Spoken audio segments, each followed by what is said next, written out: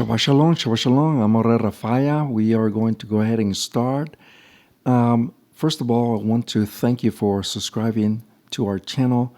And if you have not subscribed to our channel, please do so you can get notifications. We are currently working on many productions.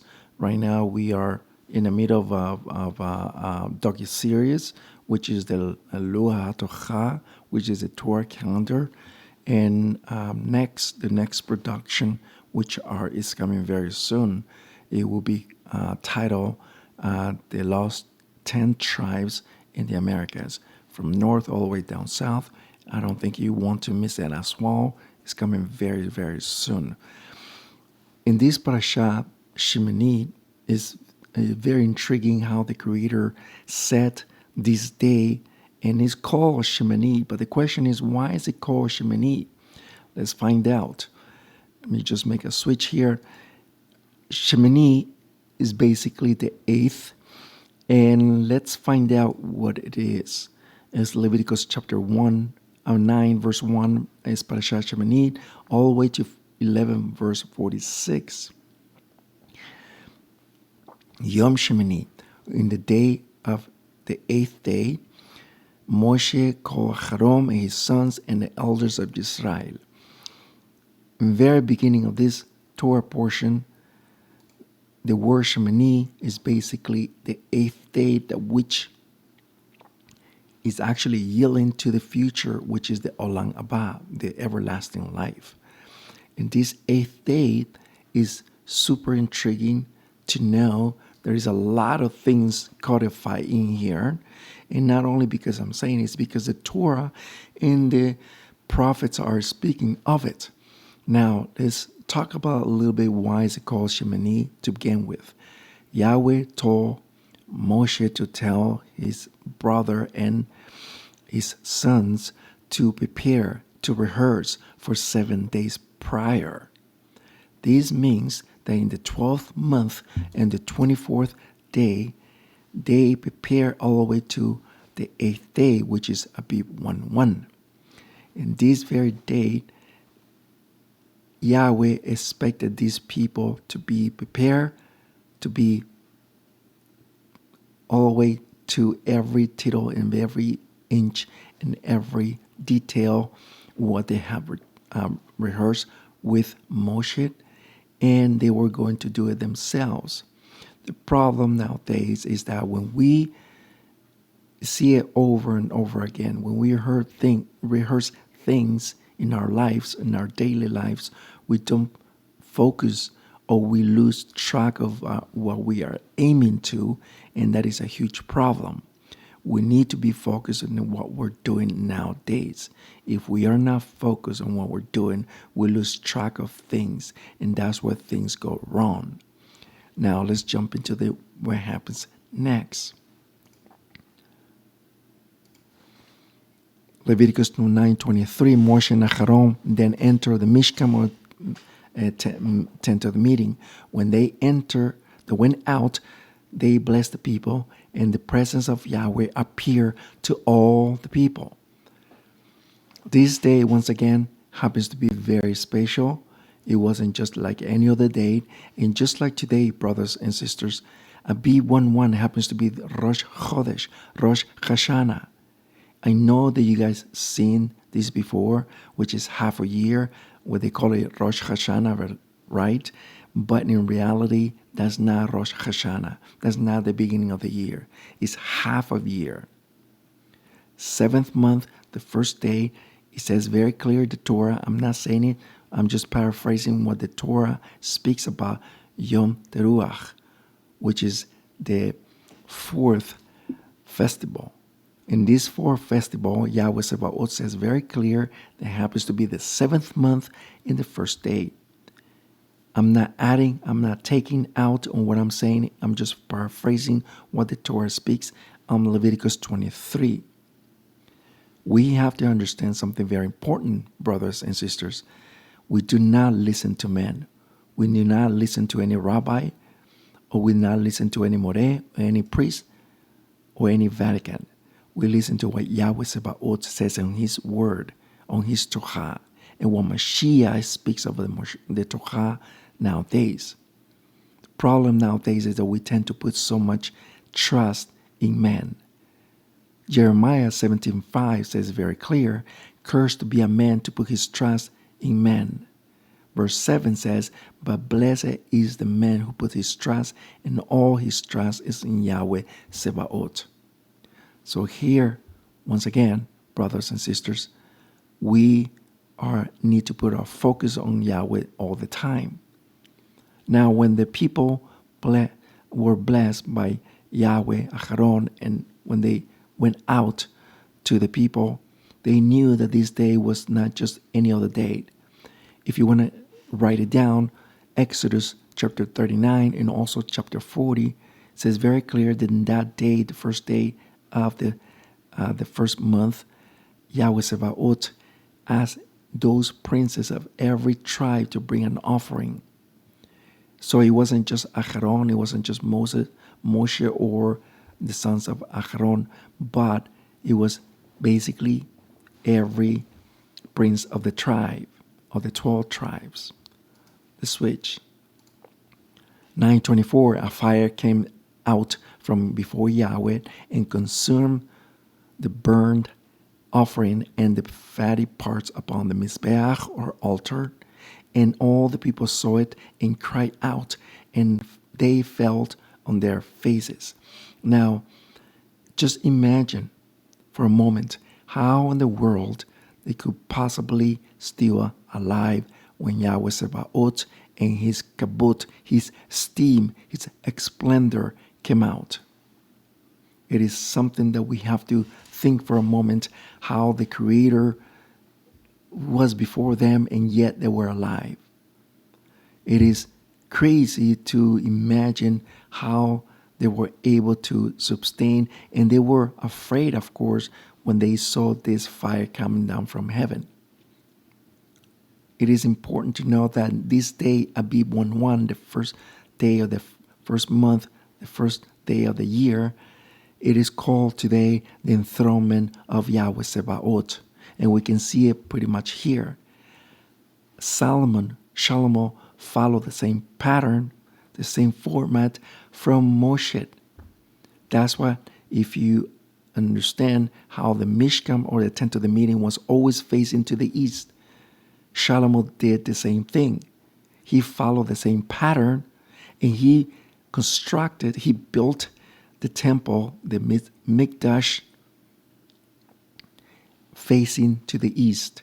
And every Abib 1:1, the sun, the tekufat of Abib 1:1, the spring equinox came, and the light came exactly in the doors of the Mikdash, or the house of prayer. The doors were open, and the rays of the sun came exactly where the Ark of the Covenant was, and it was the kabot of Yahweh came down. It was amazing, to be honest with you. Things I would not listen to or you would not heard from our Jewish brothers. Why? Because they want to cover all these secrets. It's not for their benefit to tell you about this. And the reason for it is because they are very consumed in the pagan Babylonian calendar, so they won't tell you about this. But we need to find out for ourselves that that's how it was in the time of our forefathers. You would never ever going to see the terminology of Rosh YHWH. Rosh Chodesh means beginning of the month. Chodesh means month. YHWH means moon. So you're never ever going to hear this terminology on the Torah because it doesn't exist. There's nothing there. So we need to be careful of who we believe to.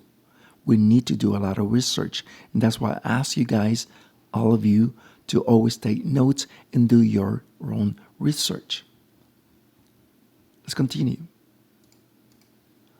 24 verse 1 of Exodus, Yahweh said to Moshe, ascend to Yahweh, You, Aharon, Nadab, Abihu, and 70 of the elders of Israel prostrate yourselves in the distance.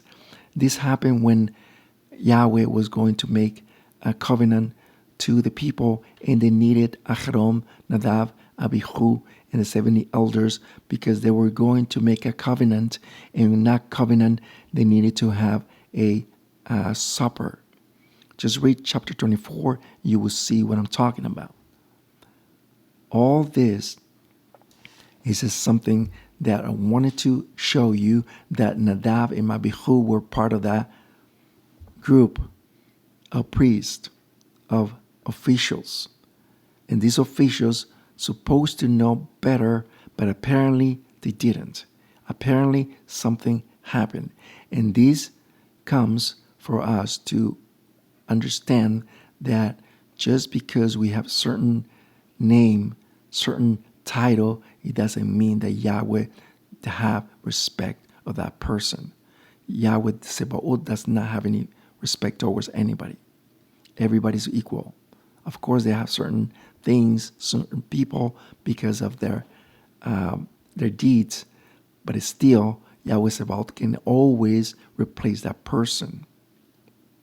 And that is the problem today, that we are always thinking that we are entitled of things in which we aren't.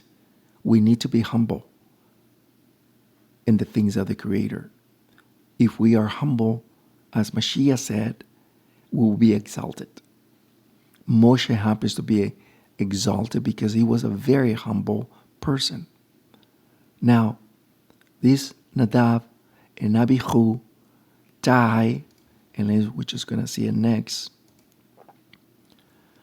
Chapter 10, verse 1. Now the sons of Aharon, Nadab, and Abihu each brought his censers and set fire in it and put ketoret, which means incense, on it, and offer before Yahweh.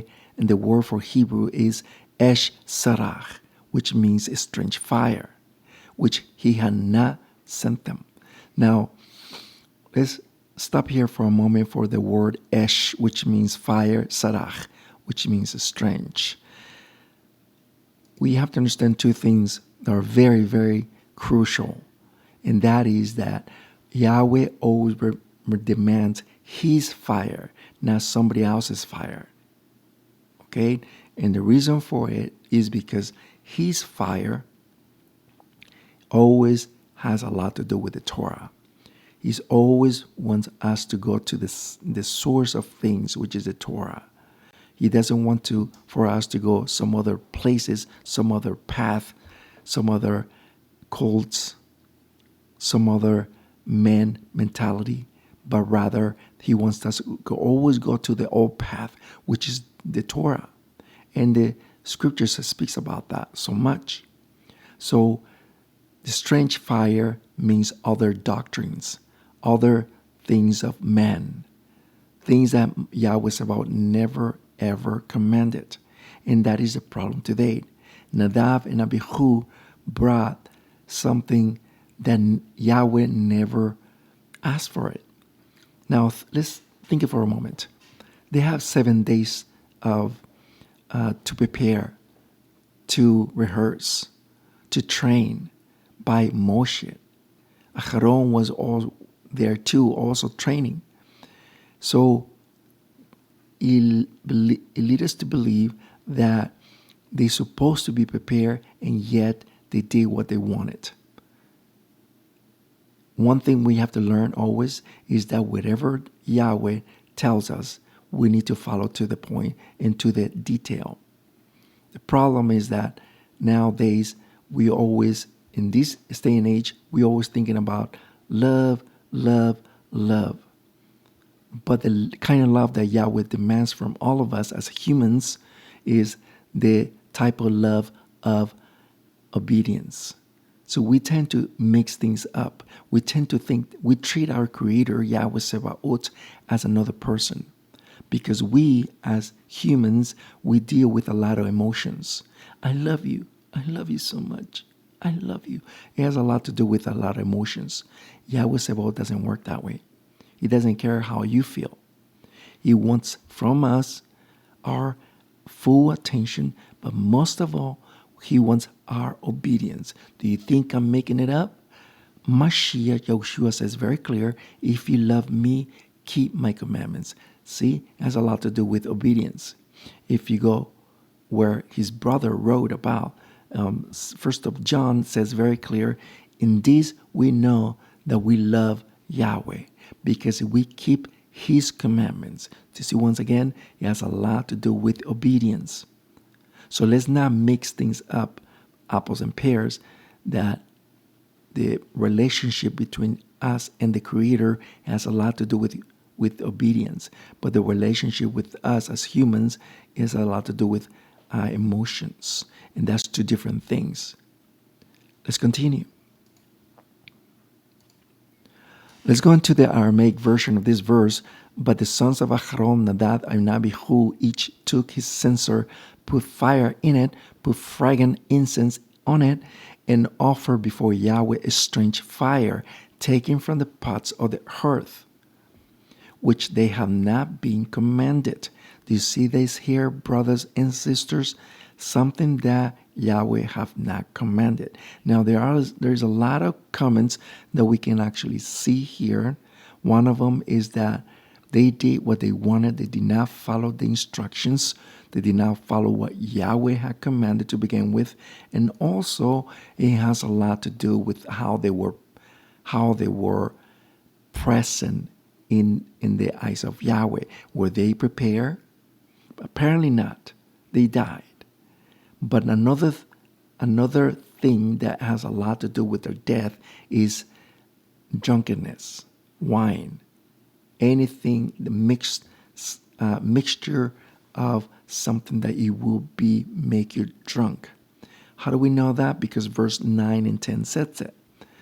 Now, let's jump into this verse as a reference.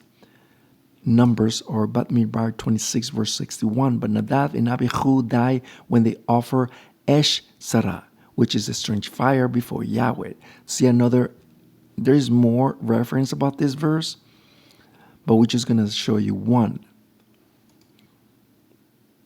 Look at what it says here.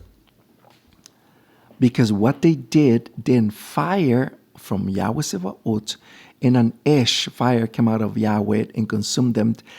Thus they die in the behest of Yahweh, in the sight of Yahweh. This is super crucial for us to know. The kind of fire that, once again, Yahweh wants from us is nothing but the fire of Yahweh Sebaot, His Torah, and only His Torah. If you want to write it down, it's in the book of Isaiah chapter 20, where it says, if it's not the Torah and the prophets, if it doesn't say about them, and their testimony is because they have not dawned on them, which means they're still in darkness. We have to understand what the Torah is always telling us. The Torah is the light for all of us, the light of the world. Without the Torah, we are lost. That's the path, that's the map, how to live a meaningful life. We have to understand, very, very important, the problem nowadays is that a lot of people take, in the very beginning, the Torah very seriously. But when they start going straight into to other thinking, man-made thinking, like the Kabbalah or the some other occultic and mind and thinking and writings that has a lot to do to call Shadin, to call demons, we have to be very careful because it has a lot to do with the occult, which Yahweh is very against with. And when they start searching and reading these occultic, mystic books, they see the Torah as a very simplistic book. But it's not. It's very pure. That's something else. That's very different. Let's not mix those two things. The Torah is very pure, but it's not simplistic. And it's life within it. So we need to always take this into account because Mashiach always said it. Targum Jonathan of this verse, and the flame of fire went forth from before Yahweh in anger, and divided into 4 streams, and penetrated their nostrils, and they burned their life without destroying their bodies, and they died before Yahweh. Now, when we read these verses, we automatically understand that these streams were penetrated to their bodies through their nostrils, which means they were electrocuted. When they were electrocuted, the power of Yahweh Sebaot destroyed these people, but still their bodies were still there. No wonder why 2 people pulled these bodies out. Chapter 10, verse 3 of Leviticus, then Moshe said, Aharon, this is what Yahweh meant when he declared, in those who come near me, I will show myself kadosh, and clothe myself with kabot or splendor before all the people, and Aharon was silent. And the reason why Aharon was silent is because he knew what Yahweh said was very true. He knew that he could not defend his 2 sons. He knew that the love for Yahweh was more than the love for his children. He knew that he couldn't say anything, and this is a problem today, that we want to always cover our children when they are wrong. And remember when an instance, a situation with Eli. Eli happens to be one of the priests. The 2 sons were also priests too. They were officials. But the problem was that he not disciplined his 2 sons. They were doing a lot of evil stuff, and Yahweh killed them. They were sleeping with the women who were in charge of the entrance of the Mizbeach. They were eating the stuff that they weren't supposed to be eating, which is they were eating the fat of the meat, okay? And Yahweh Sebaot killed them. And then he said to Eli, his father, you did not discipline your sons. And he said, I did not. And it is my fault. So he also, in that generation, in that seed, Yahweh said about, you should not, no one is going to come before me because of you taught your children this way. And this is a problem today, nowadays, brothers and sisters. We do not discipline our kids. They will go straight into the wrong path. And the Torah, the scriptures are very clear when it comes to discipline our children. Let's continue. Leviticus chapter 10, verse 8-9, Yahweh spoke to Aharon, saying, do not drink wine or anything intoxicating, neither you nor your children when they enter into the Mishkan or the tent of the meeting, lest they die. This is a hook or ordinance perpetual by the ages. This is what I was speaking earlier, that this happens to be probably one of the reasons why they did what they did when they were inside the Mishkan. They did something very wrong. And I want you to understand something very important. When a person is intoxicated with wine or any kind of drink, alcohol, there is a shadin. There is a evil spirit. There is a demon that comes to that person. And it's called Bacchus. This Bacchus, it was well known in the ancient cultures in Greece and Rome about Bacchus. This Bacchus entered into that person, and the person couldn't remember a darn thing the next day. And it's always like that nowadays. Those who are drink, Scripture says very clear, the people become somebody else. And it happens to be that shadin, that demon. So we have to be very careful especially when it comes to serving our Creator. We have to have this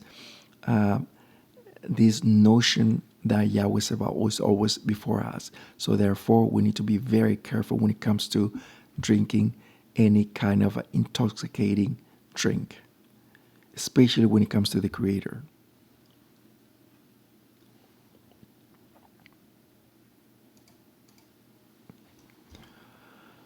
Almost closing, chapter 30, verse 9, you will not offer a ketoret sarach, which means strange incense on it. Neither burnt offering nor grain offering should not pour out a drink offering on him. This has a lot to do with the officials when they were in front of Yahweh Sebaot and they were offering their sacrifices. They were offering their offerings before Yahweh when they were waving the offer. Okay, the incense, it was a special ingredients. There were seven of them that were they needed to be mixed, special for Yahweh Sebaot, the service for the Mishkan only, not for your own personal use. Now, I want you to see something. Chapter 30, verse 30, 34, 35 of Exodus. Yahweh said to Moshe, take an aromatic substance from plants, balsam, resin, anocha, aromatic galbanum.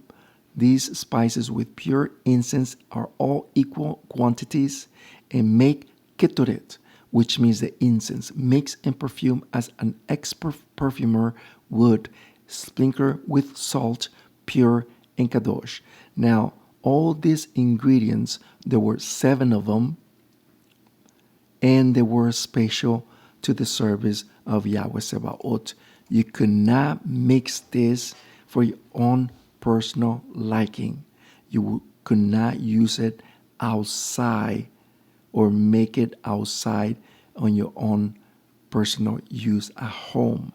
The problem, I don't know if you guys notice, there's a lot of people that use incense. They like to burn incense in houses. And I don't know about you, but it's always like this. Every time I go into people's houses and there's incense burning, you feel the presence of something. That something happens to be a shadin, an evil spirit, a demon. Ketoret, the incense, attracts a demon or an entity, and it is not a good entity. We have to be very careful when it comes to things like that, of that nature. No wonder why other cultures, they are used to these kind of things, and they always burn incense. They always attract other spirits, demons, shadin, that we have to be very careful. Let them do it. But our Creator says, do not use this kind of incense. We have to be careful, brothers and sisters, because once again, this is the demand, this is the command, a mizvat from Yahweh Sebaot. 37-38 of Exodus, of chapter 30, you should not make for your own use any ketoret, any incense like this, with the same compositions of ingredients. You should treat it as kadosh, set apart unto Yahweh. Anyone who makes something like this to use it as a perfume will be cut off from his people. Do you see how crucial it is? Do you see how serious this is? Yahweh Sebaot makes it a bold statement when it comes to offering something to the Creator himself, not to anything else. And we have to be very careful when it comes to things of this nature. Now, we're done, brothers and sisters, and next time we'll be talking a bit, because when it comes to the Mishkan, it has a lot to do with all this. I'm going to bring something more, and I'm going to bring a secret that Aharon knew about this.